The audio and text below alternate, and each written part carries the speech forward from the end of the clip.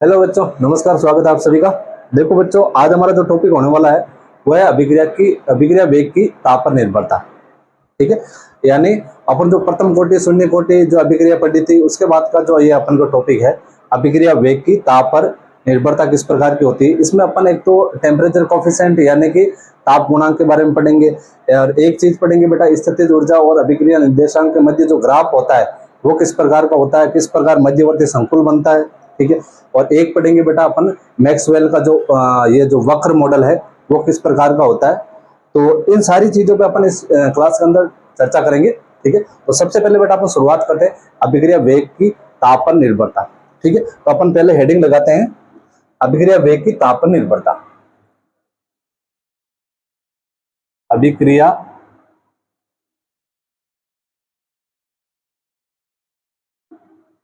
वेग की ताप पर निर्भरता। ठीक है, ये अपन की हेडिंग है बेटा आज की। यदि टेम्परेचर से रिलेटेड अपन सारी चीजें आज पढ़ेंगे। ठीक, देखो बेटा कोई भी अभिक्रिया है, उस अभिक्रिया में जो अणु होते हैं उनकी कुछ ना कुछ ऊर्जाएं होती है। ठीक है, और उन ऊर्जाओं की वजह से वो आपस में टक्कर करते हैं और टक्कर करने से उनकी अभिक्रिया प्रोसीड होती है, यानी अभिक्रिया चलती है। ठीक है, अब यदि मैं उसी अभिक्रिया को ताप दूं, तो ताप दूंगा तो आपको पता है जो अणु है, ठीक है, उनको ऊष्मा प्राप्त होगी। जैसे ताप दूंगा उनको ऊष्मा प्राप्त होगी, और जब ऊष्मा प्राप्त होगी तो आपको पता है जो अणुओं की जो ऊष्मीय ऊर्जा वो उसका मान भी क्या होगा, बढ़ेगा। और जब आपको पता है अणुओं की ऊष्मीय ऊर्जा का मान बढ़ेगा तो अणुओं की जो गतिज ऊर्जा है उसका मान भी बढ़ेगा। और जब गतिज ऊर्जा का मान बढ़ेगा तो आपस में अणु टकराएंगे तो जो टक्करों की संख्या वो भी बढ़ेगी। और आपको पता है जब टक्करों की संख्या बढ़ती है तो अभिक्रिया का वेग क्या होता है, बढ़ता है। ठीक है, तो सीधी सिंपल सी बात है बेटा, जब अभिक्रिया के वेग की अपन ताप पर निर्भरता देखते हैं तो ताप बढ़ाने से बेटा अभिक्रिया का वेग क्या होता है, बढ़ता है। इस चीज को आपको अच्छे से दिमाग में रखना है। ठीक है, तो सबसे पहले अपन एक चीज पढ़ते हैं, इसके पहले एक छोटी सी डेफिनेशन लिखते हैं, उसके बाद में अपन आगे चलते हैं। ठीक है, तो लिखो आप साथ साथ में कि किसी रासायनिक अभिक्रिया का, डायरेक्ट लिख लो बेटा, किसी रासायनिक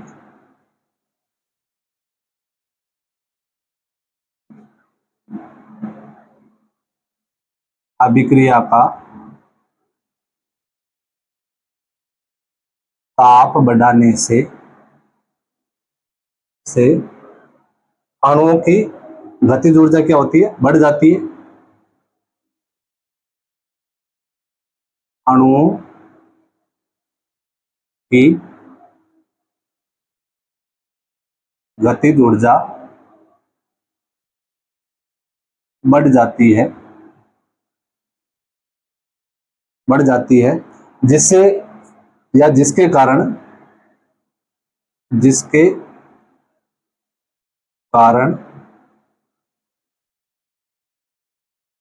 अणुओं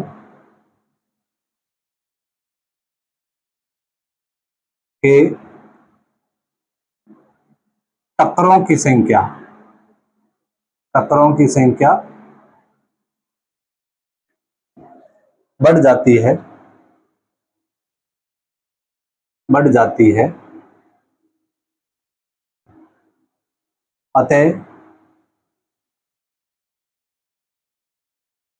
अभिक्रिया का वेग बढ़ जाता है, अभिक्रिया का वेग बढ़ जाता है। ठीक है, ये हो गई बेटा इसकी डेफिनेशन। अब एक नोट लगा के एक चीज लिख रहा हूं,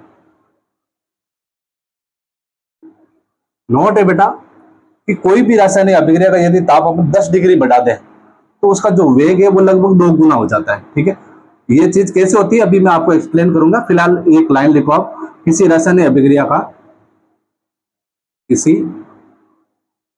रासायनिक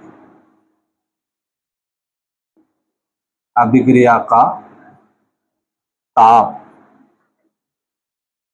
10 डिग्री सेल्सियस बढ़ाने पर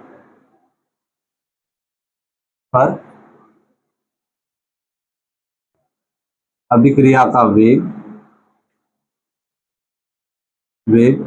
2 गुना हो जाता है, लगभग 2 गुना हो जाता है। ठीक है, 2 गुना हो जाता है।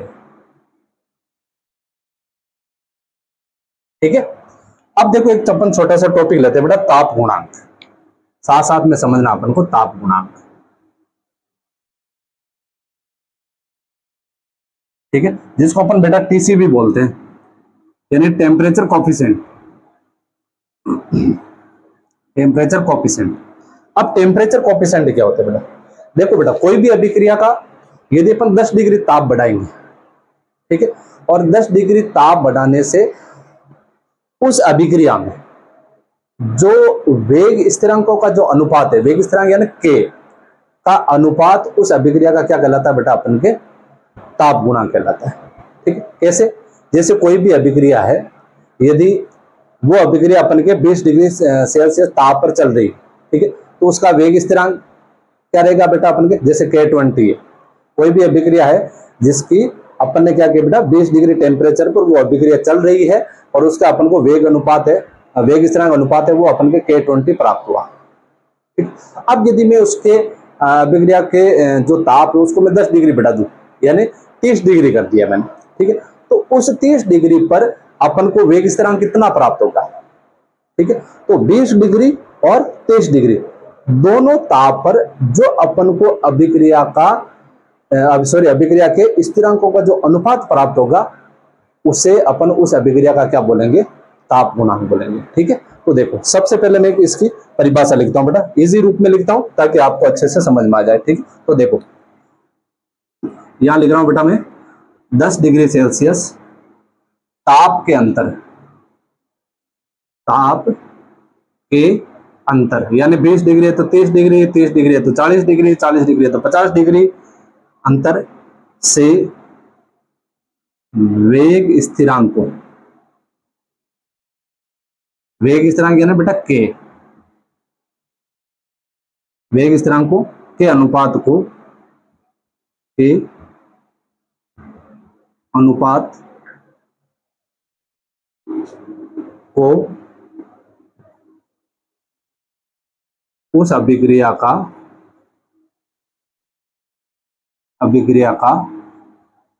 ताप गुणांक कहते हैं, ताप गुणांक कहते हैं। ठीक है, अब यदि मेरे को ताप गुणांक निकालना तो क्या करूंगा बेटा मैं? ताप गुणांक इजिकल टू, जैसे किसी भी अभिक्रिया का टेम्परेचर है बेटा KT, ठीक है, अनुपात यानी 10 डिग्री का अंतर लेना है, तो ये लिख लिया मैंने बेटा KT + 10।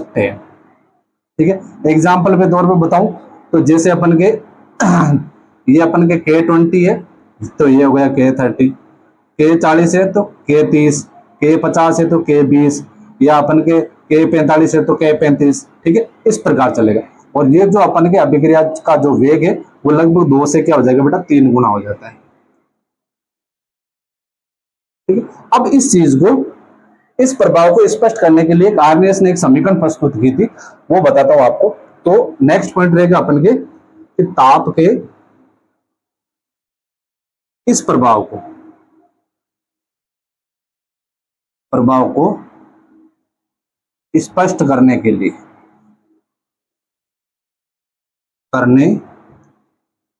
लिए आयरनियस ने एक समीकरण प्रस्तुत की,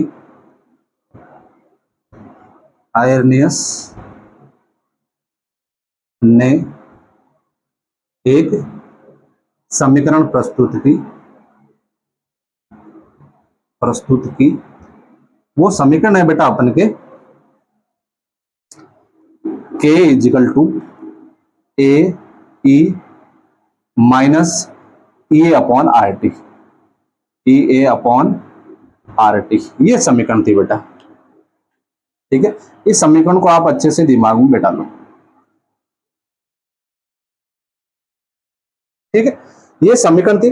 अब इस समीकरण के अंदर देखो बेटा, ये जो अपन के है ना, ये तो बेटा वेग स्थिरांक, तो यहां लिख देता हूं मैं अपन के K = बेटा वेग स्थिरांक।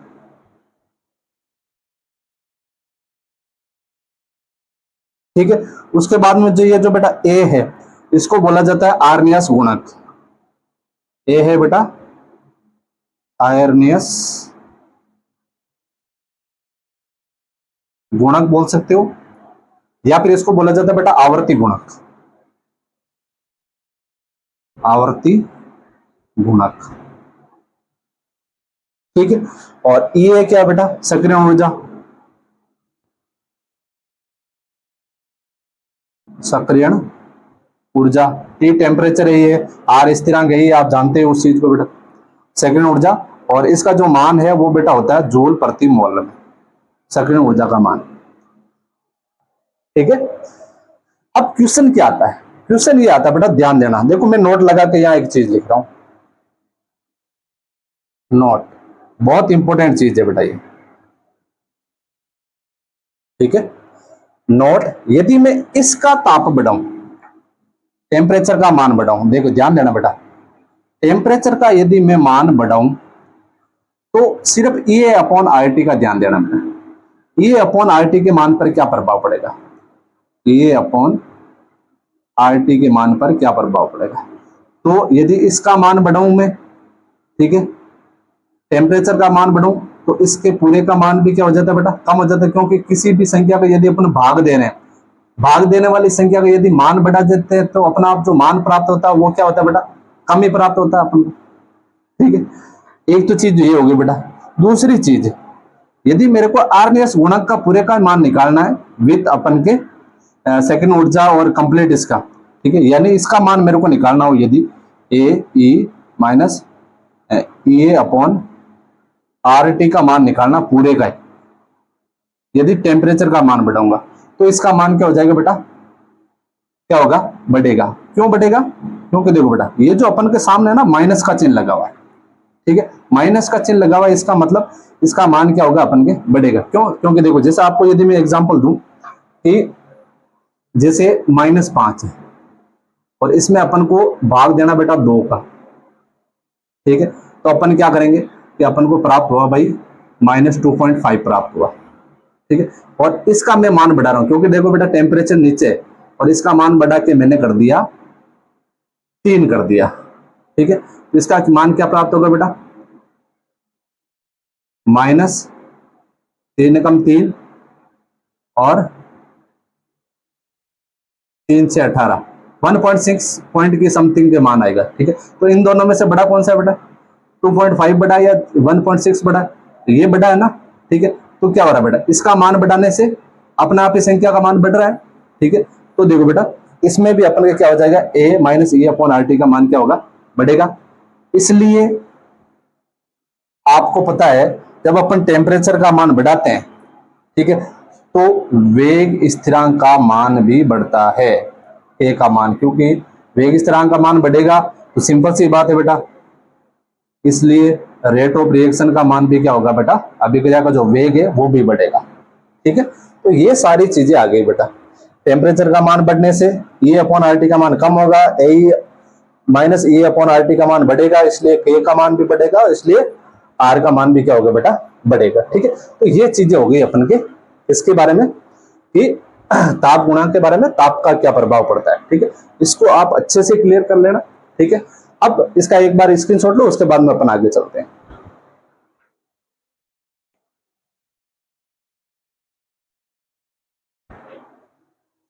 अगला पॉइंट है अपन के स्थितिज ऊर्जा व अभिक्रिया निर्देशांक के मध्य आलेख।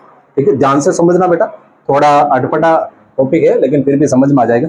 देखो बेटा कोई भी अभिक्रिया है, जैसे अभिक्रिया मैं बता रहा हूं कि H2 plus I2 is equal to बनता है बेटा 2HI, ये बनता है।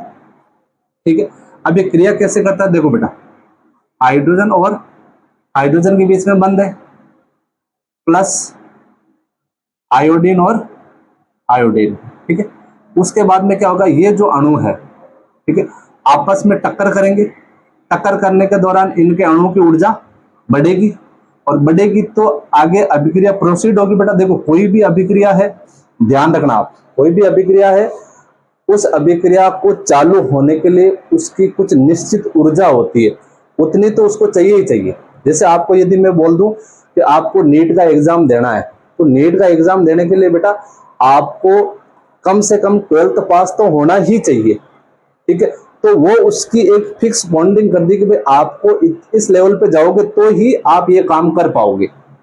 आई चीज समझ में? कोई भी काम करना है तो आपको, यदि मैं बोल दूं आप पहली दूसरी क्लास में और आप एक काम करो नीट का एग्जाम दे दो, नहीं दे पाओगे ना। ठीक है, तो देखो बेटा, जैसे ये दो बच्चे हैं, ठीक है, ये अपन के पहली दूसरी क्लास में एडमिशन लिया है। अब धीरे धीरे धीरे धीरे क्या करेंगे बेटा, मेहनत करते रहेंगे, मेहनत करते रहेंगे, एक लेवल तक जाएंगे, 12th क्लास तक गए, ठीक है, 12th पास की, उसके बाद में वो नीट का एग्जाम दे पाई। ठीक है, तो देखो जैसे ये आपस में क्रिया करी, तो हाइड्रोजन, ये हाइड्रोजन, आयोडीन और आयोडीन, ठीक है, ये दोनों बेटा बंद कमजोर होंगे। ठीक है, तो ये बंद बनने लगेंगे। ठीक है, तो धीरे धीरे धीरे धीरे ये किस में चेंज हो जाएंगे बेटा, इस प्रकार चेंज हो जाएंगे, हाइड्रोजन आयोडाइड, हाइड्रोजन आयोडाइड, यानी 2HI में परिवर्तित हो जाएंगे। ऐसी समझना है, ये इस प्रकार अभिक्रिया चलती है। और ये जो बीच वाला भाग है ना बेटा, इसको बोला जाता है मध्यवर्ती। ये जो क्षणिक भर के लिए होता है, बिल्कुल क्षण भर के लिए एक ऐसी अवस्था आती है। ठीक है, अब इस चीज को ग्राफ से समझना बेटा। देखो ये मैं ग्राफ बना रहा हूं, ये बना दिया मैंने ग्राफ। ठीक है, अब देखो इसको ध्यान से समझना। जैसे मेरे पास में ये दो अणु है बेटा, H2 और I2 है। ठीक है, और इनकी कुछ ना कुछ सामान्य ऊर्जा होती है बेटा, जीरो तो नहीं होती है, प्रत्येक अणु की कुछ ना कुछ ऊर्जा होती है। इसको मैं इसलिए यहां से ले रहा हूं बेटा मैं। ठीक है, ये इसकी सामान्य ऊर्जा है, यहां से स्टार्ट होगा ये। ठीक है, यानी H2 प्लस I2, ये दोनों आपस में क्रिया करेंगे। और इसको मैं पॉइंट दे देता हूं बेटा, जैसे A, और इसको बोलते हैं अपन जैसे सामान्य ऊर्जा, सामान्य ऊर्जा। ध्यान से समझना बेटा।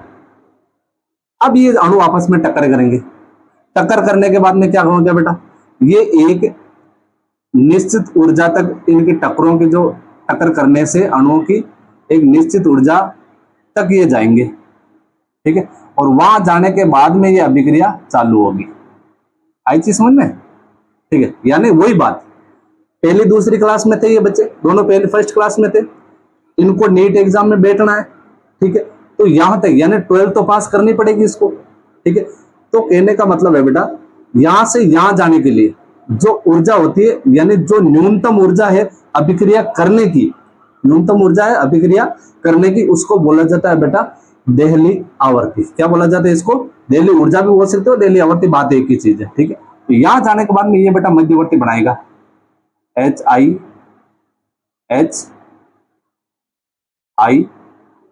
ये इस प्रकार बेटा मध्यवर्ती बनाएगा यहां जाके ऊपर। ये क्षणिक भर के लिए होता है, फिर अपन के प्राप्त हो जाएगा इधर 2HI।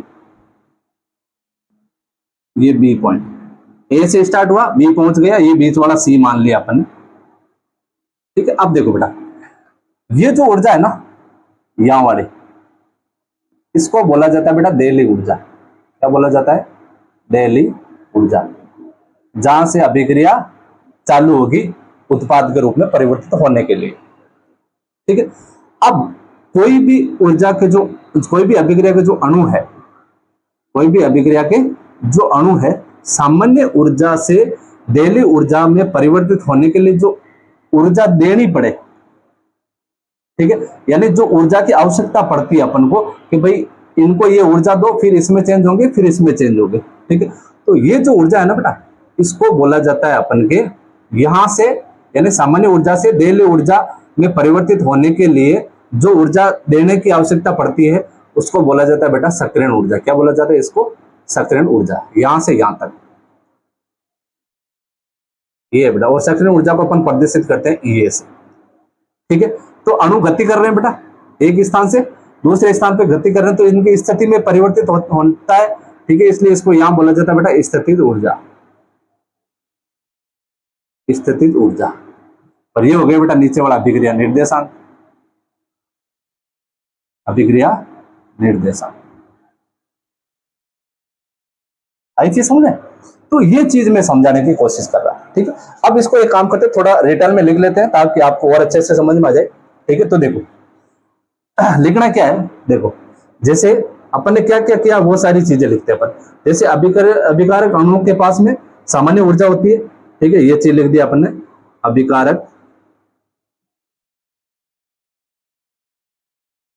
अणुओं के पास में सामान्य ऊर्जा होती है और आपस में टक्करों के कारण आपस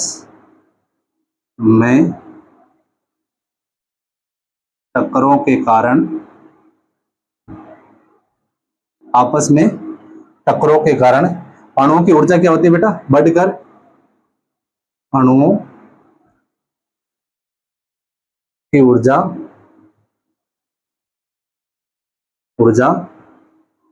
बढ़कर क्या हो जाता है बेटा, देहली ऊर्जा के बराबर हो जाती है। यानी वो न्यूनतम ऊर्जा जिसके लिए अभिक्रिया प्रोसीड होने के लिए अपन को न्यूनतम ऊर्जा की जो आवश्यकता होती है उसको देहली ऊर्जा बोलते हैं अपन। तो ऊर्जा बढ़कर किसके बराबर हो जाएगी बेटा, देहली ऊर्जा के बराबर, देहली ऊर्जा के बराबर या उससे अधिक हो जाती है, या उससे अधिक हो जाती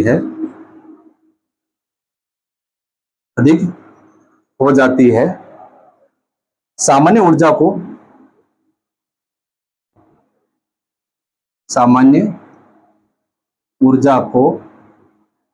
देहली ऊर्जा तक लाने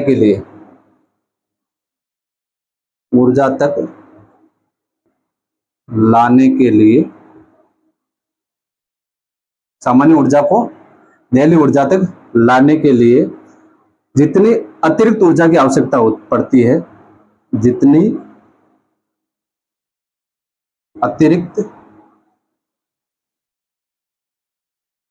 ऊर्जा की आवश्यकता पड़ती है या आवश्यकता होती है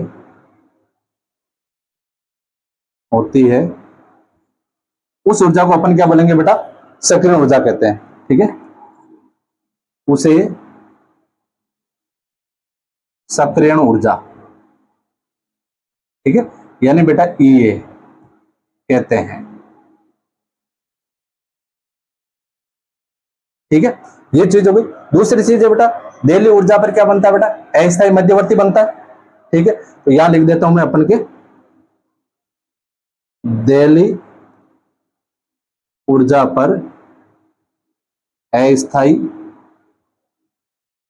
मध्यवर्ती बनता है। अस्थायी क्या बनता है बेटा, मध्यवर्ती बनता है, जिसका अस्तित्व क्या होता है बेटा, क्षणिक भर के लिए होता है, जिसका अस्तित्व क्षणिक भर के लिए क्षणिक होता है तथा तुरंत उत्पाद में परिवर्तित हो जाता है बेटा, या बदल जाता है, तुरंत उत्पाद में बदल जाता है, ठीक है। इसको क्या बोलते हैं बेटा, अस्थायी मध्यवर्ती, ठीक है। यह इसको बोला जाता है बेटा क्षणिक स्थायी अस्तित्व, क्षणिक अस्तित्व बोल सकते हो आप, अस्तित्व, ठीक है। और या फिर आप इसको बोल सकते हो बेटा सक्रियत संकुल,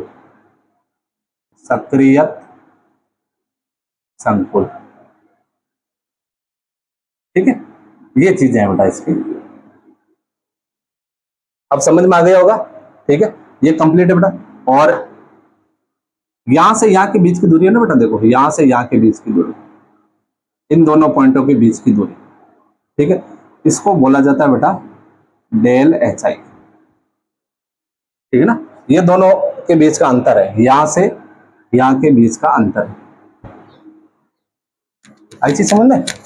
ये हो गया बेटा अपन के स्थितिज ऊर्जा व अभिक्रिया निर्देशांक के मध्य आलेख। अब एक छोटा सा टॉपिक और है, बोल्ट्जमैन व मैक्सवेल ऊर्जा वितरण चक्र।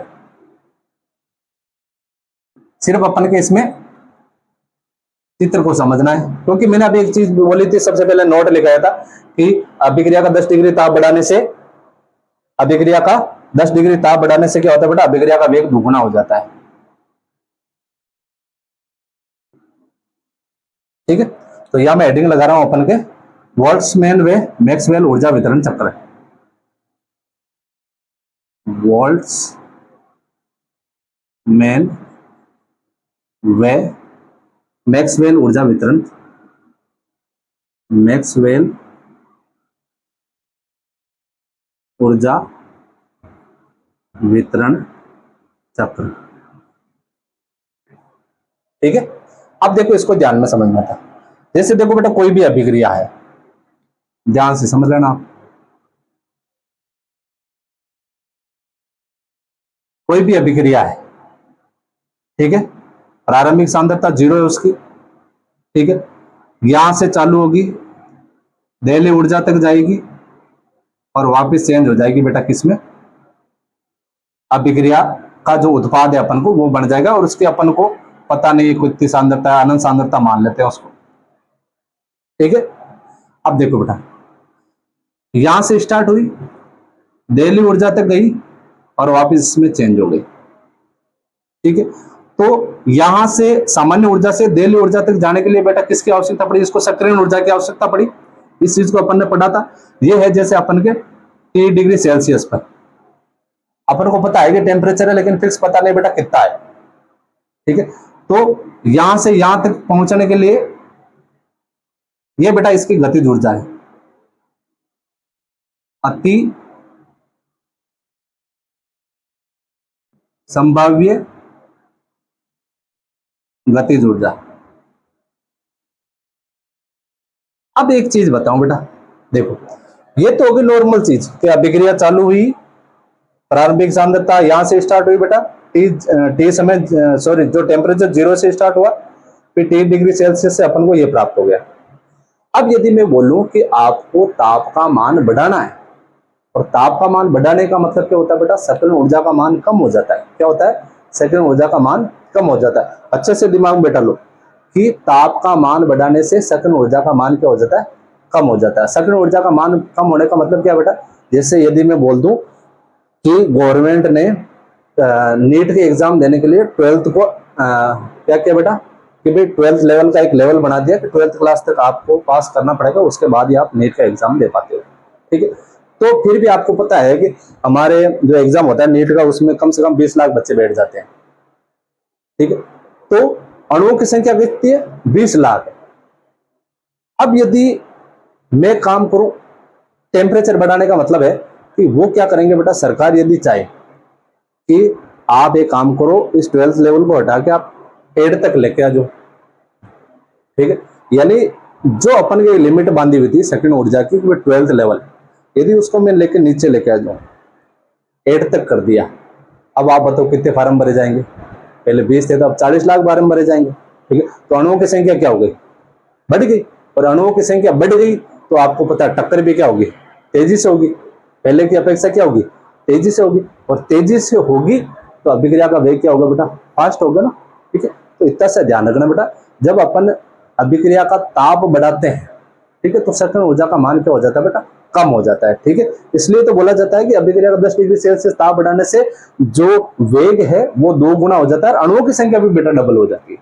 ठीक है ना, तो देखो यदि मैं इस प्रकार करूं कि मेरे को क्या करना है बेटा, टेम्परेचर बढ़ाना है, तो इतनी सेकंड ऊर्जा की जरूरत पड़ेगी नहीं, लेकिन उत्पाद तो वही चीज प्राप्त होने वाली। ठीक है, तो ये मैंने शुरू किया और अभिक्रिया का टेम्परेचर बढ़ाया, जिससे मेरे को चलो ये प्राप्त हो गया बेटा, अपन के इधर प्राप्त हो गया, ये उत्पाद प्राप्त हो गया। ये प्राप्त हुआ बेटा अपन के 30 डिग्री सेल्सियस प्लस 10। ठीक है, कितना बेटा, 10 डिग्री अपन सेल्सियस बढ़ा दिया इसका मान, 30 डिग्री सेल्सियस, तो इसको सी लिख देता हूं, सी प्लस 10। आई चीज समझ में, यानी मैंने इसको 10 डिग्री बढ़ा दिया तो अपन को ये ग्राफ प्राप्त हुआ, यानी इसकी अपेक्षा क्या है बेटा, ये कम है। ठीक है, अब देखो इसकी जो सक्रिय ऊर्जा है, तो इसको थोड़ा सा नीचे लेते हैं, ज्यादा ऊपर चला गया।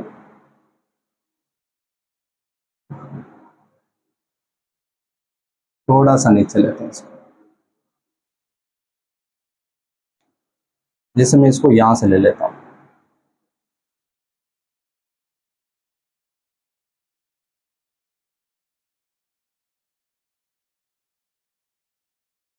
ये ले लिया, ठीक है, अब ठीक है। अब देखो बेटा ये हो गया। अब क्या है बेटा, देखो इसकी सेकंड ऊर्जा अपन को, इसकी तो ये प्राप्त थी अपन को, और इसकी है बेटा ये वाले, जैसे ये है इसकी, ये प्राप्त होगी इसकी।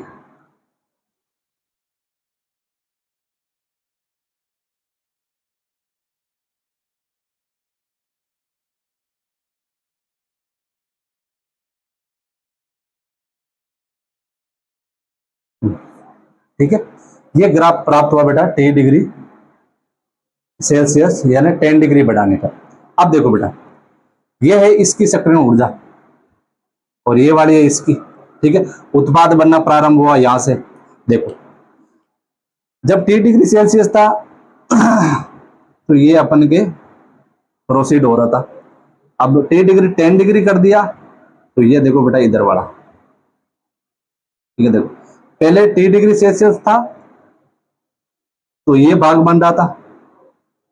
ठीक है, अब अपन ने 30 डिग्री C प्लस 10 कर दिया तो ये और बन रहा। तो देखो बेटा इसकी अपेक्षा इन दोनों को देखे तो डबल नहीं दिखाई दे रहा है, ये एक है और इन दोनों को कर दिया तो देखो बेटा डबल दिखाई दे रहा।